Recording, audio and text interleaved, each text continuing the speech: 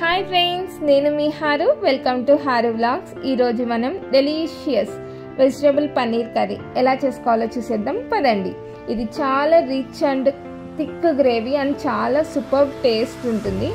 ముందుగా కాజు, 2 యాలకులు, 1 దాల్చిన చెక్క, 3 లవంగాలు, ఎండుమిర్చి, ఆనియన్స్, టమాటో ఒక గిన్నెలో వేసి వాటర్ పోసి బాగా బాయిల్ చేసి తీసి గ్రైండ్ చేసి పక్కన పెట్టుకోండి.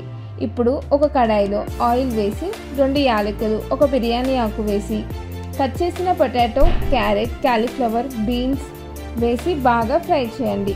ఇప్పుడు రుచికి సరిపడా సాల్ట్ వేసి కొద్దిగా అల్లం వెల్లుల్లి పేస్ట్ వేసి అల్లం పచ్చివాసన పోయే వరకు ఫ్రై చేయండి. అల్లం పచ్చివాసన పోయాక బటర్ వేసి బటర్ కరిగాక కారం, గరం మసాలా వేసి బాగా ఫ్రై చేయండి.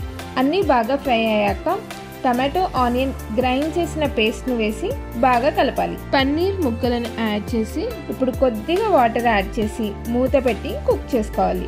కర్రీ ఈ విధంగా దగ్గర పడ్డాక లాస్ట్లో కొత్తిమీర వేసి ఫ్రెష్ క్రీమ్ వేసి స్టవ్ ఆఫ్ చేసుకోవడమే. అంతే, ఇది రైస్, చపాతీ ఎందులోకైనా పర్ఫెక్ట్ ఉంటుంది. ఈ రెసిపీ మీకు నచ్చిందా? అయితే లైక్ చేయండి, షేర్ చేయండి, సబ్స్క్రైబ్ చేయండి. Thank you for watching.